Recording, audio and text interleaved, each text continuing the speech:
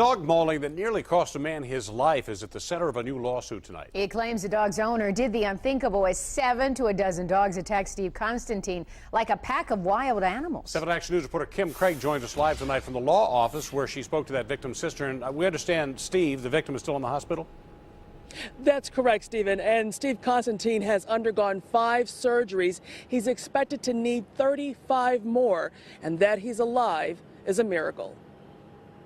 The dogs literally were eating him alive. CATHY HAWLEY is talking about her brother, 50-year-old Steve Constantine, and the pit bulls and pit bull mixes that attacked him as he was reportedly trying to help feed the dogs with their owner, Derek Felton, earlier this month. CATHY says her brother, who is kind, soft-spoken, and was already disabled, thought he could help the dogs. My understanding is he had a bag of dog food and was going to feed the dogs because they were malnourished. And they attacked him because he couldn't get the bag open. Steve, out of his own words, said they were trying to eat me alive. The attack caused Steve to lose an ear, an arm, and part of one leg, and left his other limbs essentially useless. He's an amazing human being. Even the doctors have remarked to me that they've never seen a patient this badly damaged and left without limbs hold up the way he's been holding up through this. Enough is enough that we can't accept this in our community anymore.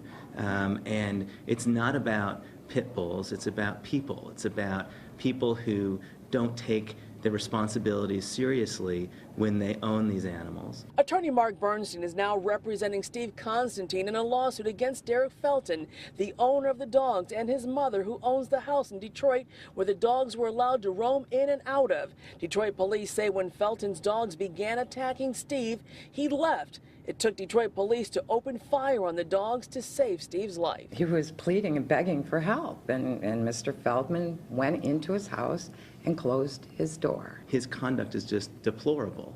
To own that many dogs, to not take responsibility for them when you own the dogs, and then when this attack occurs, to not assist Steve when he is under assault like this, when he's literally being mauled almost to death, is unconscionable. He's physically abused these dogs and turned them into killers.